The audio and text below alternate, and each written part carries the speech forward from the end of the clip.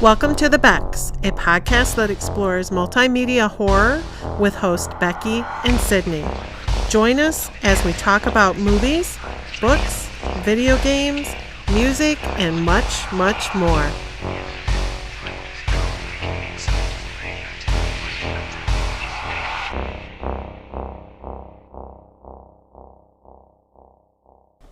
Thank you so much for joining us. My name is Sydney Rebecca. And I'm Rebecca Snow. And we're the Becks. This week we're talking about... Did you check the connection? Yeah, I definitely did. Hang on. Hello. Goodbye. It still seems pretty small. It does seem pretty small. Blah, blah, blah, blah. Oh, that's better. Maybe we need to get closer and breathe in our nasty breath. Okay. I mean, we're in the same boat. We ate the same thing, so. So this week, we're talking about The Secret of Nimh. Yes, which when she sent me this, I was kind of shocked. At first, I'm like, why? You mean the cartoon, The Secret of Nimh? So you may be thinking to yourself, Sydney Rebecca, The Secret of Nimh is not a horror movie. Well, you'd be wrong. Have you ever seen it? What the fuck? I mean, I guess I remember watching it many, many years ago. So, yeah, I thought the same thing. Sydney Rebecca, it is not a horror movie. But you're correct. I mean, pretty much is. It technically isn't. This is true. It's coined as adventure fantasy. But if you're a small child, this would be terrifying. I watched this as a child, and it... Messed with your brain? Yeah. Messed with your brain? I'm honestly surprised my parents let me watch it. Not because it's graphic or anything like that. It's not Watership Down. Okay? I mean, it's got some similar themes, I feel, but because it's like kind of what my parents would term as tree hugger-ish, they were really annoyed that my favorite movie was Fern Gully for a long time. And that's like one of the most tree hugger-ish movies on the planet. Well, yeah. Huh. But they raised me to be a very empathetic, caring person. So obviously I'm going to have complicated emotions about animal testing and deforestation. So really, it's their fault that I grew up to be a radical. Anyway, so that was a tangent that we went off on. Let's talk about The Secret of Nimh. So this movie follows a little field mouse who has to move her family before the plow plows the field. It's Mrs. Brisby. But one of her little mouselings is very sick and cannot be moved. Timothy. Yes. So she has to... He has pneumonia. Yes. I'm giving details. You are. She's going to slap me. So she has to find a way to either prevent the farmer from ever plowing the field, which is not really an option, or she has to somehow get her kid out without moving him. And she thought she had time, because usually the plow came later in the year. But the plow's coming early this year, and it's kind of an emergent situation. There's just no way around it. I just realized it's global warming, Becky, and that's why the plow came so early. Her daylight savings time. Yeah, they don't say that in the movie. This movie's really about the questionable ethics of animal testing, which is a very complicated subject. I don't fucking like it. I'll tell you that much. I think it's fucked up. When I was little, though, I used to think that animal testing was literally... And I don't think I'm the only one. It is naive and kind of ridiculous. But, for example, the makeup companies, right? I thought they were putting eyeshadow on little bunny eyelids. That's what I thought animal testing was. Yeah, no. It's not. I understand if you're trying to create a medication to save lives. I do not understand torturing animals for makeup companies or stupid I don't understand torturing animals. Let's say you have an animal that has cancer and you're trying to come up with a cancer drug and you try to treat them with it. Well, good. At least you're trying to save their life, not torture them and give them cancer. It's a really bad situation. Yeah. I don't know. Animal testing is wrong. Yeah. There was a lot about this movie that as a kid I didn't fully pick up on. Nimh is an acronym, and they even explain it in the movie, but it was just too, I think, highbrow for how old I was when I first watched it. Yeah. It stands for the National Institute of Mental Health. So they were fucking with some weird drugs to help with something. I don't think they ever explicitly say. Just, the human psyche in general. They were trying to make progress in the field of mental health. And so they were testing these serums on these rats and mice, and it made them super smart. Mm-hmm. So one thing that I found really funny was there's this character named Auntie Shrew. Yes. This movie is so mean to her for no reason. Oh, 100%. She even says, it's her responsibility to make sure all the animals in the field are ready for moving day, aka before the plow kills them all. So she's under a lot of stress. Well, yeah. That's a lot of responsibility. And it really is, because you got all these rabbits and moles and... Baby anything, deer, birds. anything. There's everything out there in the field. Yeah. Bad. Not just the Brisbees. Yeah. And, the kids are mean to her. At one point, she falls down the stairs and they laugh about it. It's just super mean. I mean, she's a stereotypical naggy old lady, I guess, but she's not mean. But she saves lives. She does. So, you might be wondering, well, where is Mr. Brisby? Well, Mr. Brisby was, in fact, one of the original escapees of Nimh. And he got the super soldier serum. And he died because he was trying to drug the cat in the farmhouse. Because of reasons. Because of reasons. Well, the rats were stealing electricity from the farmhouse. One of the first things we see with the farmers is that the farmer's wife is like, hey, that guy from Nimh called today, and he was asking if the rats were acting weird. Mm-hmm. And that's a really creepy thing. She's very distressed about it, and her husband's just like, that's nice, honey. Yeah, totally being dismissive of her. I was like, okay, cool. She's like, shouldn't we be concerned? No, not really. Well, to be fair to the husband, you wouldn't think that the rats were doing what the rats were doing. Well, no, but acting weird, I would think rabies. That would be what would be in my head. We better watch them and make sure they're not, something's not wrong there. That's a good point. Especially because they have a cat. True. And they use him for pest control. Mm. And if you have an animal that you use for pest control, you better hope that they get the rabies shot. He's not a very loving-looking cat. He's a pretty vicious monster cat. He reminds me a lot of Lucifer from Cinderella. Yes. His name is Dragon. He's a very beastly beast. Very scary. The other animal in this movie that I found to be super scary was the owl. Oh, yeah. I remember that very well. So scary. He's got glowing red eyes. He doesn't come out of his home. And all over the floor of his home are bones. And if you know that owls eat mice. Well, they even say it in the movie. Yeah. Mrs. Brisby's like, I can't go see the great owl. Owls eat mice. And, who was it? Mr. Ages? Yeah, he didn't believe her because he was just, mind blown by it. I think it was Auntie Shrew, actually, that suggested she go see the great owl. I really like this movie because it shows... time and time again, Miss Brisby doing stuff that scares her.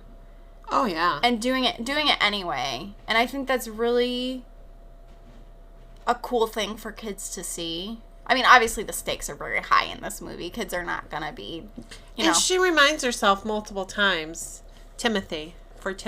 Yeah. So it's a mama's love pushing her to do what she needs to do to save her child, which, that's huge. Yeah. But, yeah, she pushes herself through a lot of terrifying situations just to try and save her family. Yeah. So the owl, the great owl, tells her, you need to go see Nicodemus. He's the leader of the rats. He pissed me off at first. He's like, move your house.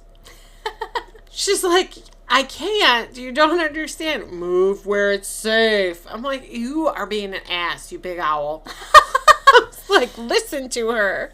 And she was so, like, respectful of him, too. She was just like, I'm really sorry to bother you. Like, I'm not trying to be a pain in your butt. But the solution isn't that simple, you know? Like, move your house. No shit, dummy. If I could, I would. Thanks for stating the obvious. Sorry. It's a cartoon owl, but I was mad at him. It's real, though. I mean, it's frustrating. Yeah. Especially because nobody listens to Mrs. Brisby, like, ever. She gets so ignored. That is my one beef with this, is she is, like, her entire character is Mother or Jonathan? Was Timothy. No, her husband's name. Jonathan. It was Jonathan. Yes. Okay. It's either Mother or Jonathan Brisby's wife. She doesn't have a name. Yeah. They call her Brisby or Mrs. Brisby. Yeah. Well, early 80s. We were coming out of the 70s where women were, it's the thing that drives me crazy, because in some ways this movie's so progressive in the way that she does stand up for herself, and she is assertive, and she does the thing even though she's scared and all this stuff.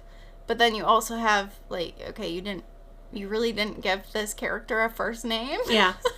And they never listen to her till she tells them that she's Jonathan Brisby's widow. Yeah. And they're like, what? It's like, okay. Well, the rats really owe Jonathan Brisby a lot, because he was the only one agile enough to help them escape out of the vents or whatever in the laboratory. Speaking of graphic shit, they show the needles entering these animals. Oh, yeah. Yep. Insanity. So, at this point, I really want to talk about Don Bluth, because he's pretty infamous in the animation world for good reason. He's super talented. He's also director. He used to work for Disney. And he left Disney because he found the work to be too boring, which is hilarious to me. That is insane. So he left Disney, and the thing is he didn't leave Disney alone. He took like 9 other animators with him, and they opened their own animation studio. Didn't last very long, but the competition that Don Bluth brought to Disney actually caused the Disney Renaissance and saved their asses, which is also crazy. But you might know or recognize Don Bluth's name from Anastasia. He did Anastasia. He did The Black Cauldron. Oh gosh, he did a bunch of other stuff. Wow, too. his independent studio produced The Secret of Nimh, An American Tale, and The Land Before Time. Yeah. That's amazing. On his own to create those. All Dogs Go to Heaven was Don Bluth, which doesn't surprise me. That's a fucking dark movie. Thumbelina, which was one of my favorite movies growing up. The Pebble and the Penguin. Super cute. So he also did video game Dragon's Lair, which was like a cabinet arcade game that was infamously super difficult, but the animations in it were beautiful. And it's because he was behind it. So, yeah. And he's still alive to this day. He's almost 90. So yeah, it was 160 animators that worked on The Secret of Nimh. And this movie's pretty. The animation is really good. It's One thing rewatching this movie made me think about, too, was how... I'm not saying kids' movies need to be this dark all the time, but is there a modern equivalent to this movie? Like, can you think of an animated film for kids that's come out in the past 10 years that matches the stakes of this or, like, had the same heart? I'm not saying that movies like Zootopia or Minions or whatever are, like, they don't have their own good things about them. It just, they don't make kids' movies like this anymore, and it depresses me. Well, of course they don't, because you have to be politically correct about everything. You think that's why they don't make... Are you going to ruffle feathers if you're in the animation business? Right now, Don Bluth took a stand. But have you seen any other kind of walkout on things like this where they're like, okay, this is what I want. A lot of people just go with the status quo because it's easier. It's easier to deal with it. It's easier to just comply. True. Than to go against the status quo and be like, hey, I'm going to put a dark theme to a kid's movie. Yeah. Oh my goodness, it's dark theme to a kid's movie.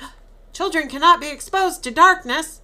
Here, play on your tablet on the internet. No, that's a really good point. I think also, I'm nostalgic for hand-drawn animation. That's just not really done anymore. Because it's expensive. Yeah. And you want to do things fast and cheap. Yep. I think the last hand-drawn animation that Disney did was The Princess and the Frog? Really? Yeah, because, like, right after that, Frozen, Brave, Tangled, like, all those movies came out, and they've been pretty consistently similar to that ever since. Yeah. And again, I'm not saying, like, oh, dark stuff doesn't happen in Disney movies anymore, but they just don't make them like this movie anymore. Big studios. I know there's lots of, like, independent studios that do really cool stuff. I mean, Into the Spider-Verse, those movies, that's all hand-drawn animation. Well, they do computer rendering and stuff too, but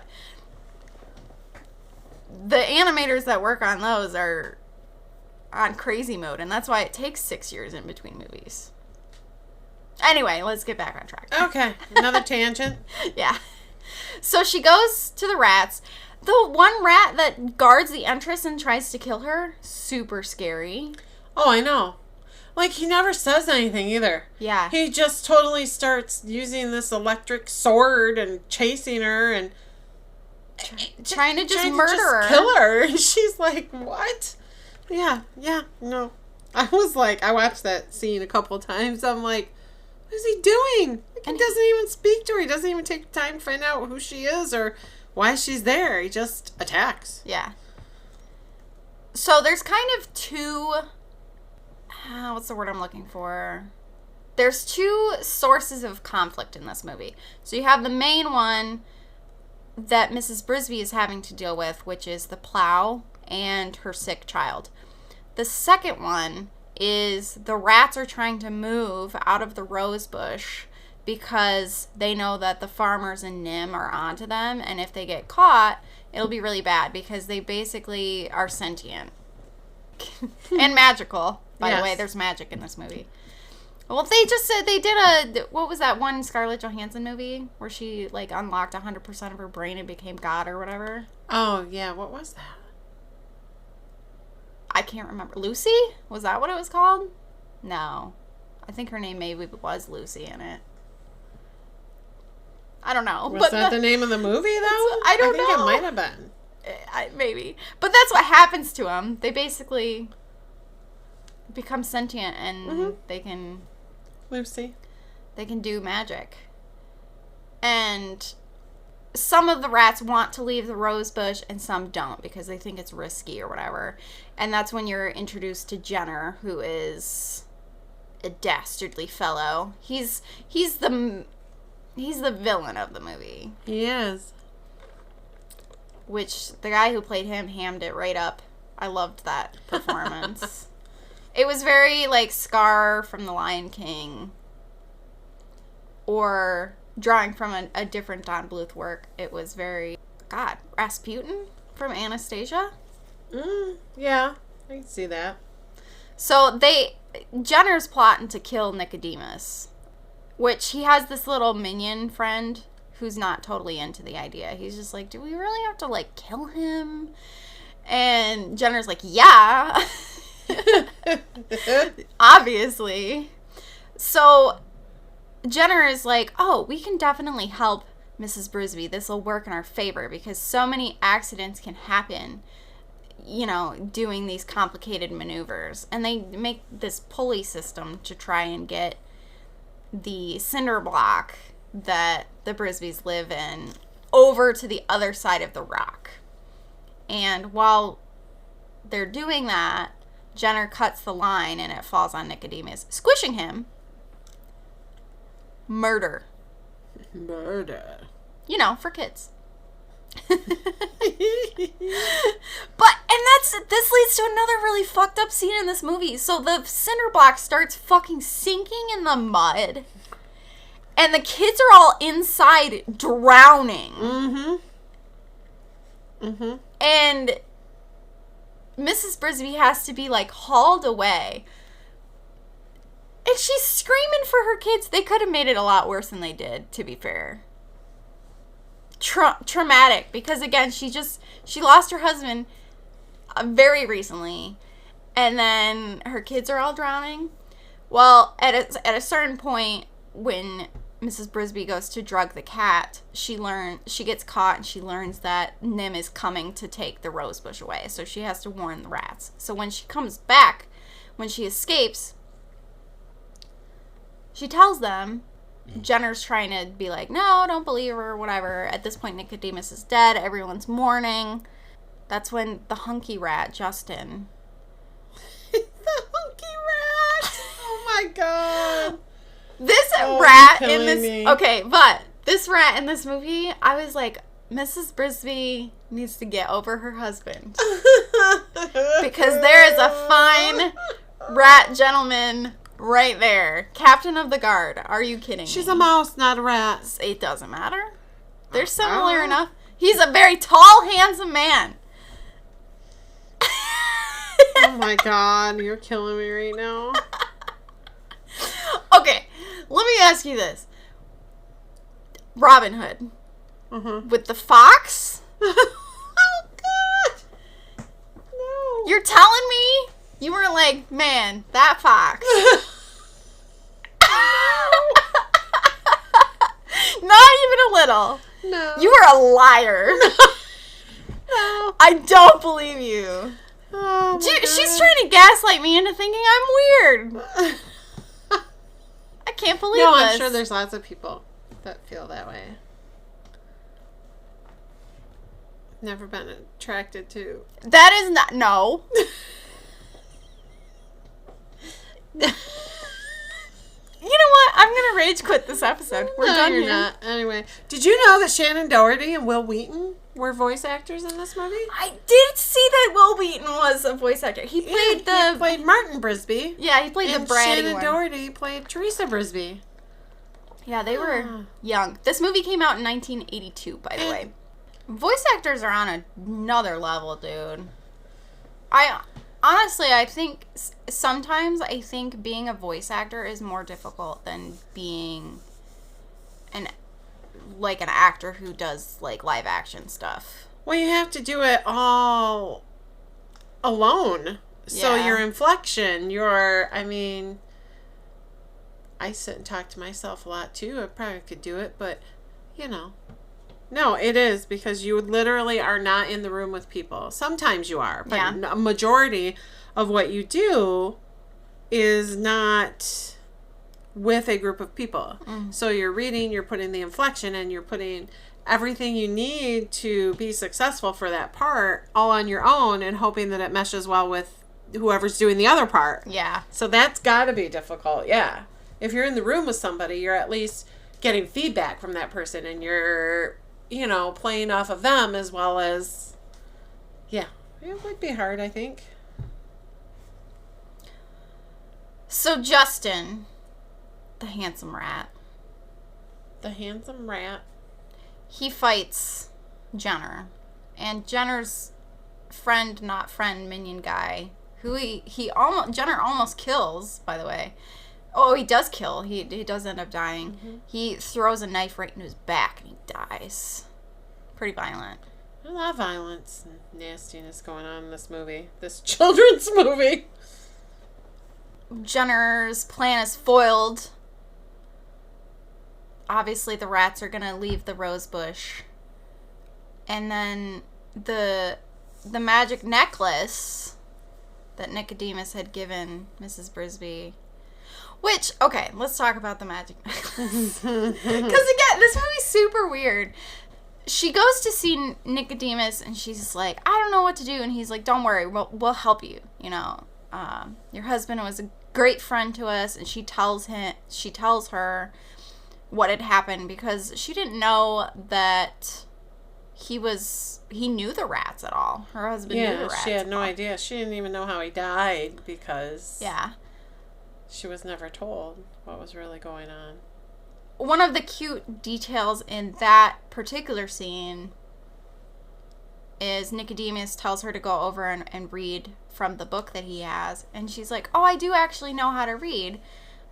The kids are better at it than I am. Yeah, but Jonathan was. But Jonathan taught her to do that. Mm-hmm. And I was like, okay, that's freaking adorable.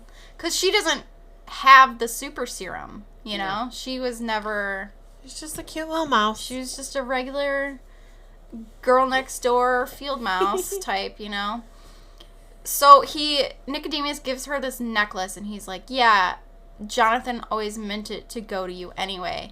And on the back of it, there's an inscription that says, you can open any door if you only have the key. No shit.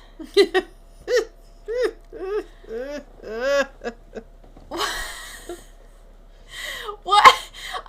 Kind of like, move your house to where it's safe. Alrighty then. Thank you, Mr. Owl. I didn't Your think of that. Your wisdom is beyond worlds. Wow. And obviously it's talking about how the bravery was inside her all along. But she legitimately, when the house sinks and her children are drowning in mud, the necklace comes to life because she has a brave heart, and she's able to telepathically lift the cinder block out of there and put it onto stable ground. And everyone's saved, and it's all wonderful. And she just has a little nap. She just has a little nap. She just curls up and has a little nap. A little nappy nap. She's pretty tired from being brave. Yeah. And then we get our epilogue, which is Timmy's a lot better. He's still not allowed to leave the house yet. But it's springtime, and everyone's happy, and the comedic relief character has a love interest. Yay. Which... I feel like the parts with the crows was borderline inappropriate. I don't know exactly what it was about it, but I was just like, this is very suggestive.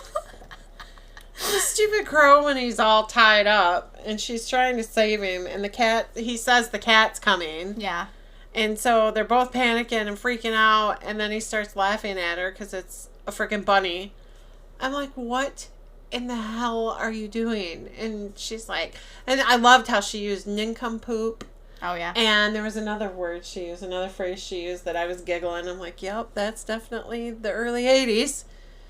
I can't remember. I know exactly what you're talking about, though. It's really funny.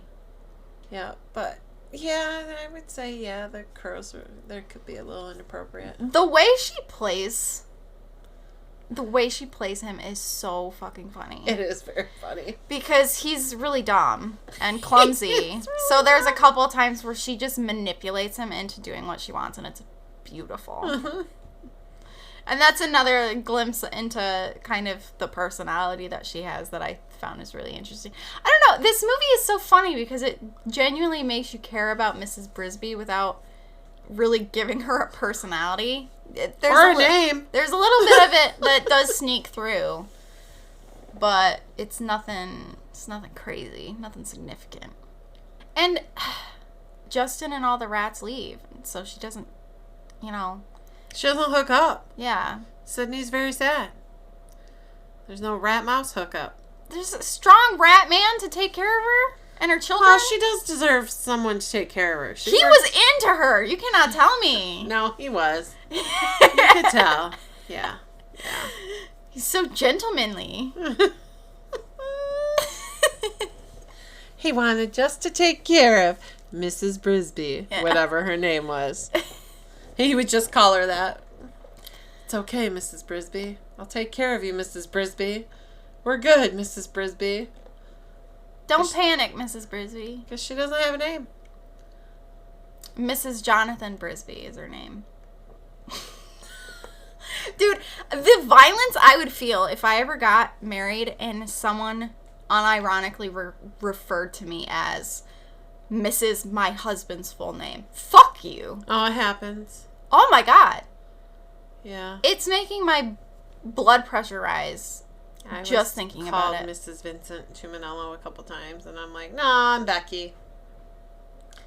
I didn't even let kids call me Mrs. Tuminello. I was like, no. You can call me Becky.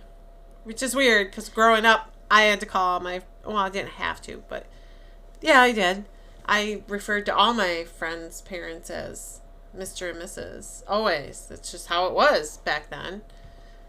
And then it was weird because I grew up and worked in a bank, and my friend Shelly's dad worked in the other bank right next door, and he would come down to do transactions, and I would be like, well, hello, Mr. Bilby. I would say, no. You're a grown woman now, Becky. That's so weird, right? It is weird. I think about some of the people that, that I knew at church or that taught me or whatever. And if you see them, you still probably feel like you should call them Mr. and Mrs. Yeah. That's just, but yeah, no. Mrs. Vincent Tuminello, thanks, no. No, absolutely I am not. still me, and I have a personality. And guess what? My name is Becky. I have a name. Poor Mrs. Brisby. She never got a name. Yeah, no, they don't even list it, in the information on Wikipedia. She is literally just Mrs. Brisby. They absolutely never gave this mouse a name. It's very sad. Poor Mrs. Brisby. It's pretty annoying. It is. All of her kids get names. Which is good. Yeah, they're not Jonathan Brisby's children. Yeah. Well, I mean, they are, but that's not what they call him. Yeah. Jonathan Brisby's child 1, child 2, child 3. Girl child 2. Anyway, another tangent. So, well, just all that to say, this movie is super good. It was their debut film. And while it didn't, blow the box office out of the water or anything like that, it was pretty successful. And it did become a cult classic. That makes sense. When I was watching it, for the second time, because I turned it on, watched it, and then I would watch just parts of it. And Lauren came downstairs, and she's like, I remember watching this when I was a kid. It's really dark. I was like, yeah. That's why we're watching it. Technically not a horror movie, but lots of horrific things are happening in there. It's genuinely scary. I would love for some of our listeners to be to just tell us, okay, would you show this to your 5-year-old child? Would you have them watch it? I'm just wondering. I'm very curious. I would not. Well, I don't know. Probably, I don't know. My kids watched some shit they shouldn't have watched. I was not a great mom, apparently, but... Well, the thing about it is if you tell your kid that they're not allowed to watch something, they're going to try very hard to watch it. Well, I talked to Keegan about that. About that. Talked to Keegan about that. I'm from Mississippi. I'm buying that hat, dude. We are so doing this. How much is that hat? I should ask them. I think they're around 30. Okay, I need that. Anyway, I'm off on a tangent myself. But I had asked Keegan about things like that, like the internet, because he said if he ever has a kid that the internet will be locked down and blah, blah, blah. I get it. And I said, well, what would you have done if I had? He goes, I'd have found a way around your locks. Because I didn't know he was doing half of the shit he was doing. I thought he was playing kid games because that's what I gave him to play. Yeah. But he was going on different sites and talking to people and posting videos, and it was like, oh my goodness. Oh my God, no, I think about when I was in high school, me and my friends would go on Omegle. Do you know what Omegle is? No. I think we've talked about this, so maybe it was like this anonymous chat room. Red flag. Well, yeah. And it would just connect you to random people, and you could do video cam or not. Oh, so that's like a perfect platform for trafficking people. Oh my God, yes. Looking back on that, what the fuck? Keegan was on Discord, and I didn't know he was on Discord, and he was talking to different people, and like grown men were telling my 10, 12, 13-year-old kid to kill himself. Yep. And he was being very opinionated, and his brain was not developed. He was just doing things he shouldn't have been doing, and I had no idea. Doing things that he's not proud of now, that I had no idea, and I should have been monitoring it better. Well, and that's the thing, too, is as a kid, you just naturally kind of test limits anyways. You're gonna say the offensive thing because, like, you want to test it. Like, what actually really happens. And then you have the internet, and you use sites like Discord or Omegle where it's completely anonymous, and it's like, well, I can totally get away with it doing it here. Yeah, and the internet literally started when Jake was like 2 or 3. I mean, like for me, I think he was 2 years old before we got our first computer. And I didn't know everything I should have known. You know? I mean, I was just growing into it myself. And well, that's the thing is... should have been better. Is that because it was so new, there weren't, for lack of a better term, regulations about it. Yeah. That's why there was so much shit that happened on the internet before people, moms, church groups, like concerned parents, they were like, okay, yeah, we need to figure something out. We need to do something because this is bad. Because, I mean, the internet's an amazing resource, but it's also it can be super dangerous and totally fuck you up. I mean, there's whole generations that are not good because of it now. 100%. And it makes me sad, but again, another tangent. We are just all over the place tonight. But well, this is just a movie that makes you think about a wide variety of things. It's very true. Very true. It's a great animated movie. So yeah, I know this is kind of a little bit different than what we have done in the past, but what made me think of this movie was I saw a clip of I'm pretty sure it was the fucking owl on TikTok, and I'm like, oh my God, I am remembering so much, like, because I did love this movie as a kid, but it fucking scared me. Oh yeah, I'm sure. Because it is scary. So, and it makes a lot of sense that Don Bluth worked on All Dogs Go to Heaven and The Land Before Time, because both of those are very tragic fucking movies. Oh, for sure. Oh my God. Land Before Time. Oh, All Dogs Go to Heaven. Oh. So, I learned this recently. Okay, at the end of All Dogs Go to Heaven, it's Burt Reynolds, right, who plays the German Shepherd, and he's talking to the little girl who also played Ducky in The Land Before Time. Do you know that she was killed by her father in real life? Yes. Okay, so when she's like, I don't want to go to sleep alone. Like, what if I wake up and you're not here? You know, she says something like that. And the dog had to be like, I'll be here, always for you. He had to record those lines after she died. I saw the interview where he said how bad it was. Yeah. And, like, the genuine choked emotion in his voice when he delivers those lines in the final take or whatever, I was like, no, I cannot. I cannot deal with this. So, yeah. I just want to thank Don Bluth for existing and doing what he did, because truly, I don't think Disney would be, like, what it is without the Disney Renaissance, and the Disney Renaissance would not have happened if it weren't for Don Bluth's competition. And this is why it always frustrates me when all these companies are like, they talk about competition like it's a bad thing, when really it's a great thing. Mm-hmm.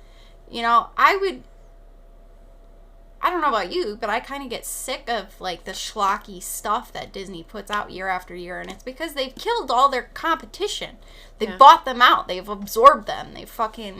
And that's why I think so much of the really unique and interesting animated stories that we see come from overseas, because Disney just has the monopoly here in the States. Yeah, I just saw something pop up when you were saying that there were no, like, dark children's animated movies coming out, and I saw this one, and yeah, I'm sure, because it's stop animation, and it's I don't know, Laika, Laika. It says it's about the Russian dog, isn't it? No, this is their company. Oh, the company's called Laika. Hello. We're having technical difficulties. It just decided that we were done talking. Maybe it was the ghost. The ghost! Anyway, Laika, they made... What movies did they make? Paranorman, Coraline, The Box Trolls. It's just stopping. No, Oh, I mean, it's it going. is now, but I don't know what the fuck its deal is. That's really weird. Maybe I need to clear some shit out of there. Maybe so. Well, we're wrapping this up anyways. Anyways. Yes. So we're going to figure out what we're talking about next week, and we'll get back to you guys. Today the pod, tomorrow the world. What? Nothing. I'm just... You were just like, anyways. Today the pod, tomorrow the world. My name is Sydney Rebecca. And I'm Rebecca Snell. And you stole my story.